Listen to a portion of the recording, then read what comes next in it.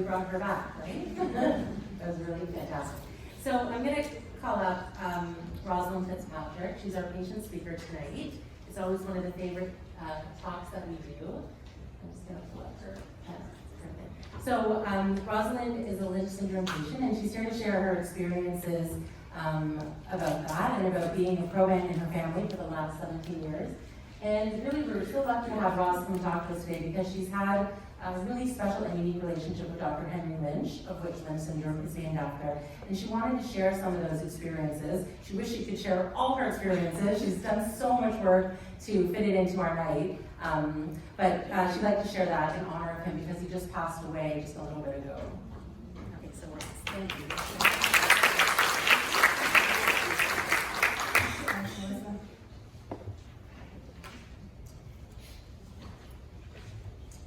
I know that this is not a general public forum. I know that if you're here, that you or a loved one has been affected by Lynch syndrome. What strikes me is that tonight I feel like I'm at a large family reunion, as we all share a genetic makeup. As with all family reunions, you will inevitably end up hearing stories and telling stories that might otherwise go unsaid, stories about struggles and triumphs that are unique to our families. It will give the younger members, in this case the more newly diagnosed people, a chance to learn about our heritage as we talk about Dr. Lynch and Lynch syndrome. It will be your opportunity to learn something new, make new connections, and strengthen older ones. Give us a sense of belonging and that we are part of something bigger. So my hope is that by sharing my story and in part Dr. Lynch's story, that it will inspire you to share yours. Not only within these walls and within our families, but also with the general public. Because we need to raise the alarm on this extremely underdiagnosed syndrome. My story with Lynch syndrome and its impact on my family begins when my father was diagnosed with terminal cancer in the spring of 2001. A melanoma found on his right forearm 3 years before had spread to his liver and his spleen.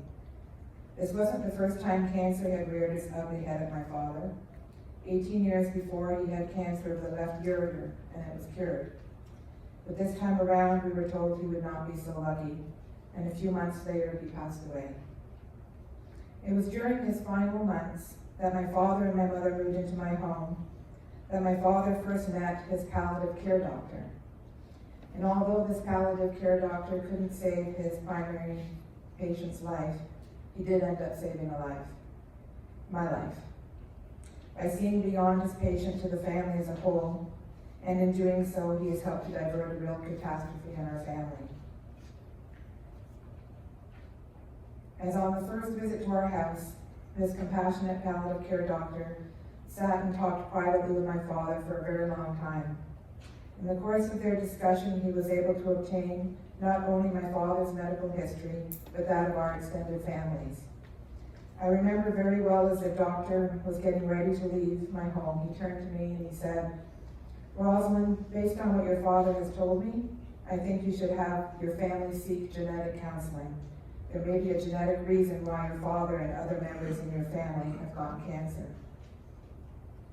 It was a warning and realization that came out of nowhere, as I was totally unaware of the extended family cancer history. At that time, my only concern was for my father, but I knew that this was a very clear message and one not to be taken lightly. I never did talk to my father about what his palliative care doctor had foreseen and advised him, or advised me. I didn't want him to worry about me and my siblings as he faced his final days with us. 1 month after my father passed away, I took action on behalf of my family and sought out genetic counseling. By that time, I had been able to put together a family pedigree with the cooperation of family members sharing medical histories and my father's many years of looking into our family genealogy. With this, they determined that members of my family, including my siblings and I, were likely at high risk of having hereditary non-polyposis colon cancer, which is now more appropriately referred to as Lynch syndrome. At that time, there was no colon tumor tissue available for DNA testing. So to confirm the suspicion, all my siblings and I were recommended immediately to have colonoscopies. My siblings were all cleared, but when I had my colonoscopy on February 2002, a tumor was found in my rectal sigmoid junction. I was 42 years old, and of course devastated and very scared, and being a wife and mother of 2 young daughters, aged 4 and 2 at the time, made my cancer diagnosis that much harder. The instinct to protect them from all of this was greater than anything I was enduring. I shared the good news with my genetic team that we would have the tissue needed to start the genetic testing process, and that ironically, it would come from me. It gave me strength to know that something positive would come out of my pain. I was on overdrive from that point on, morning and night, while I waited for my surgery, continuing the daunting task of putting together the pieces of the puzzle by trying to track down, using my father's genealogy records, every family member I could to tell them about Lynch syndrome and to learn about their family medical history. I also obtained all of my father's medical records and discovered in pathology reports that he had numerous skin lesions removed over his lifetime in addition to the one melanoma that I knew about, including the report of a sebaceous adenoma, stating in the report that he had Muir-Torr, which is a subset of Lynch syndrome. These findings were lost somewhere between the doctors, and the significance was not shared with my father, nor the implications it could have on the family. I later learned that my aunt too had a sebaceous adenoma, and that her report as well was not shared with her. I believe, as Muir-Torr and Lynch syndrome are still, for the most part, unrecognized syndromes, any report that mentions them should include more detail to the designated physician, including any further investigations, as well as the relevance of these findings, not only for the patient, but also for the possible implications of the family members. 3 weeks after my colonoscopy, I had my recommended subtotal colectomy. The tumor was tested, and I was found to have microsatellite instability and MSH2 deficiency. A disaster was diverted for me as the tumor was found early and no further treatment was necessary. I also had to make the big next decision that falls on all women who are diagnosed with Lynch syndrome, whether or not to have a hysterectomy and when. I reached out to a woman diagnosed with Lynch syndrome that lived in Toronto area that had recently made that same decision and had shared it in an article in the local Toronto newspaper. And I think she's here tonight. Anyway, we've become really, really good friends since then. She mentioned that her decision was made easier by speaking with Dr. Henry T. Lynch. And she encouraged me to go ahead and contact him directly. My first countless email with Dr. Lynch was in September 2003. He immediately responded to my email and helped me feel more confident in my decision. And with his encouragement, a year and a half after my colon surgery, I had a prophylactic hysterectomy. The genetic testing process that followed my surgery would prove to be a very long and windy road of discovery that lasted 3 years, as initially the mutation could not be found. It was crucial that the mutation be identified, as it was imperative for not only this generation, but also for future generations, that other family members could be tested. Thankfully, I had the support of my genetic team working here with me in Toronto, and the continued amazing collaboration with Dr. Lynch, and connections he passed on to me in Germany and Finland. My DNA was traveling around the world, but test after test came back with no findings.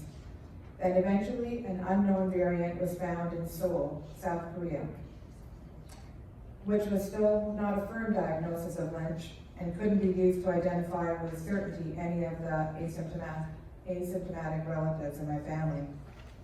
So the ambiguity of the situation kept me pursuing and asking all sorts of questions. On a subsequent visit with my geneticist, she told me about functional studies, which can sometimes help clarify if an unknown variant impacts the foundation of the gene leading to the Lynch syndrome. But she was unaware of a lab that did those studies. So I reached out again to Dr. Lynch for help, and this time his connections led me to a lab in Helsinki, Finland. What were the odds? When I contacted them, as luck would have it, in the lab, they were currently studying the exact same variant they found in my DNA in South Korea, and that although it wasn't in the international database, they had found it in one other family in Germany. I felt like I'd won the lottery that day. In January 2005, on the day of my youngest daughter's 5th birthday, I finally received word that the functional study confirmed the genetic change, and it was indeed our family germline mutation. As the dust has settled over these past few years on a whole, we as a family have started to look at having Lynch syndrome optimistically for our future and for the future of our children, and are so very grateful for our knowledge. I'm surrounded with dedicated, knowledgeable counselors and doctors in all different fields who are willing to help me and other family members to be proactive with our health and collaborate on our behalf. My daughters are all grown up now. They're 22 and 19 years old. Regrettably, they both have tested positive for MSH2, but are being screened accordingly. It became very evident to me early on in my journey that both Lynch syndrome and Muir-Torre are very unrecognized genetic disorders. 17 years later, I still find myself in the position that I have to be prepared to educate and raise awareness, even in the medical community. As a proband in the family, it can be an overwhelming role to be on top of all the research and deal with all the surveillance and complexities of a Lynch diagnosis, not only for me, but for my extended family as well. To call a distant relative out of the blue, not knowing or knowing that they probably never even heard of you, and tell them about our medical history is at times emotionally charged and daunting. One that has been well received by some, indifferent by others, and also regrettably dismissed by a few. But new relationships are being formed as I make strong connections with my extended family, and I'm so grateful for this. There's no doubt being diagnosed with Lynch syndrome is not easy, but taking back some of the control by fighting at it, by trying to stop the spread of it in your family, is a brave and bold thing to do. The functional study that was done on our family germline mutation in Finland was published in an article in 2006 issue of International Journal of Oncology. I was very honored to be listed as a co-author along with Dr. Lynch, my genetic team here, and the doctors and researchers from Germany and Finland. I remain cancer-free today, and I'll be forever grateful to all of those who supported and cared for me.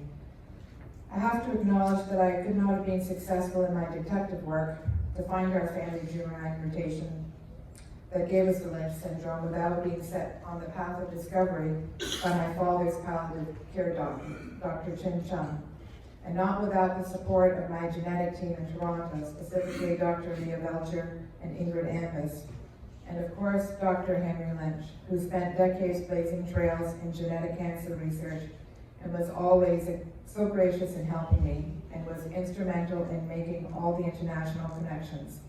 He inspired me to become a true Lynchie, to continue raising awareness and educating others on Lynch syndrome. Last year I sent birthday greetings to Dr. Lynch on his 90th birthday. This year on January 14th, I decided to jump on a plane and take the opportunity to visit him in person. And we spent an amazing full day together in his office at Creighton University in Omaha, Nebraska. I want to take this opportunity to tell you a bit about our visit and also share a bit about his life story as he related to me. Dr. Lynch was born in Massachusetts on January 4th, 1928, coincidentally just a few days before my own father's birth. As I walked into his office, I felt the energy of my father and for all of those I was representing. Not only the Lynch patients in my family, but all the Lynch patients who I knew would have also loved to join me in this great honor of meeting the man they too would call their hero, and to have the opportunity to thank him in person for his life's work and for saving their lives. At 91 years old, this once 6'5" towering man was now bound to his wheelchair, but it was so clear, and his heart was so big. I knew I wanted to be fully focused and present in every moment we spent together. So in addition to sharing my family pedigree, I prepared questions ahead of time about our mutual interest in Lynch syndrome and Tori, as well as personal questions about his life and his life's work. He agreed to have me voice record 5.5 hours of our time together so that I didn't have to be distracted making notes. He was very forthcoming and we had an exceptional day together. Sadly, I don't have the time tonight, as Melissa mentioned, to share with you all the interesting stories he shared with me from his life. But the most striking observation I can make about Dr. Lynch is that he loved his work. It was his life. He was the definition of tenacious, and the Lynch families and the work he did on their behalf was truly what kept him alive and kept him going. Dr. Lynch's path to scientist is something of a legend. He told me how his early days were really a sad situation as he grew up in the Depression era in a poor section of New York City. In 1944, at the age of 16, he tricked his way into the U.S. Navy during World War II, using his cousin's identification to make himself seem older. It was during that time as a gunner on the merchant marine ship that he learned he was a pretty good boxer. He was discharged from the Navy in 1946, and he became a professional boxer for 5 years under the nickname Hammer and Hank.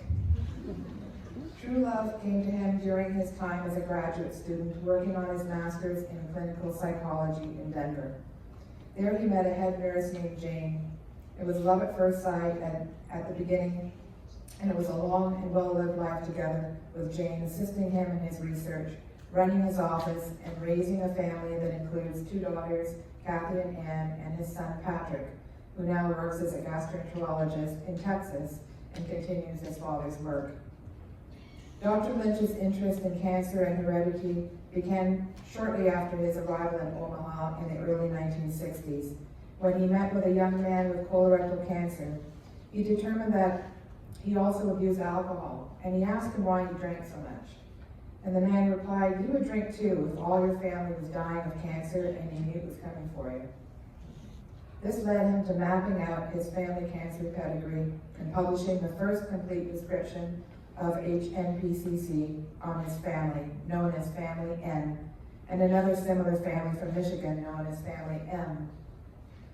Dr. Lynch conducted his family medical histories across the country and internationally with obsessive devotion, convening reunions, going door to door.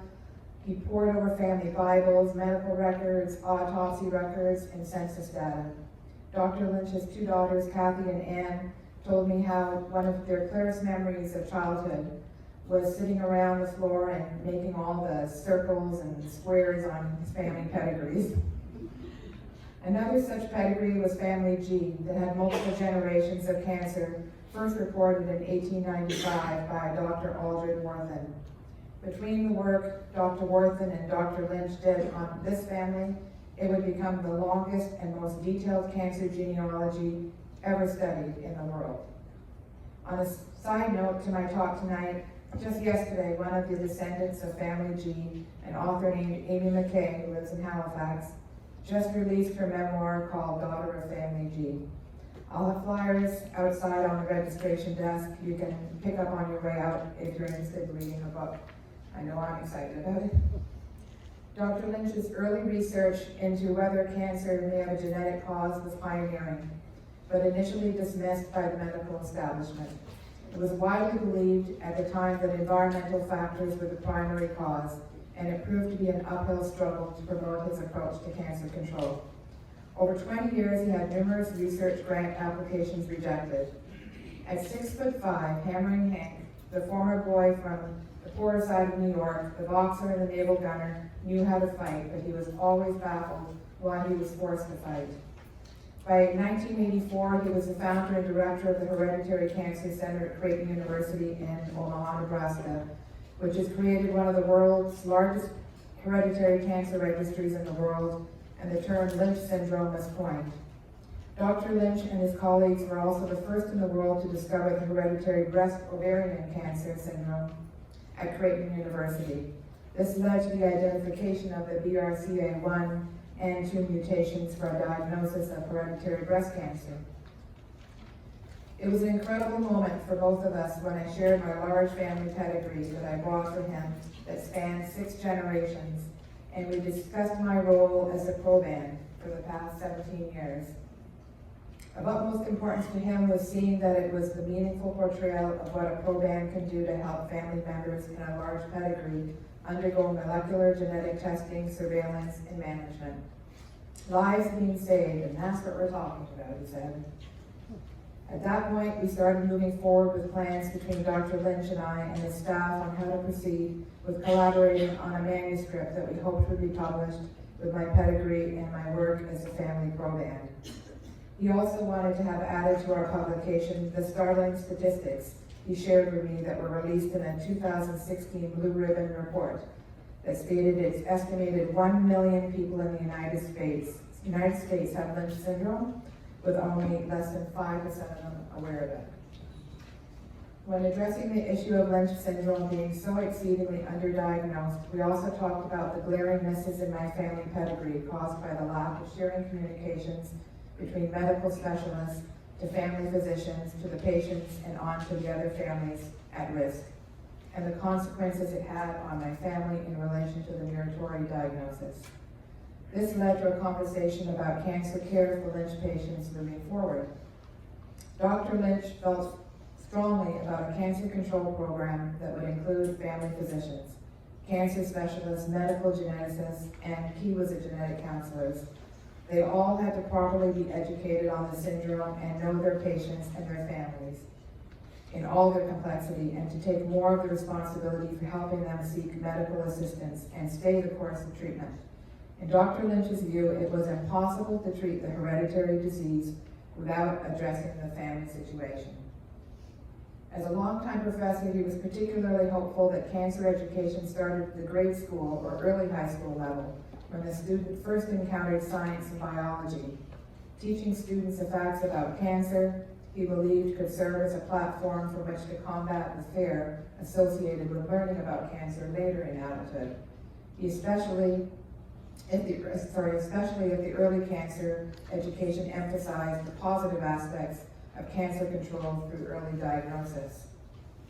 Dr. Lynch also shared with me some of the new developments in Lynch syndrome that had him excited and looking forward to the future Lynch syndrome patients, including the vaccine being researched by Dr. Steve Lipkin at Real Cornell Medicine in New York, genomics being used for effectively to determine its sensitivity to the therapy of both chemotherapy and immunotherapy, to determine its responsiveness.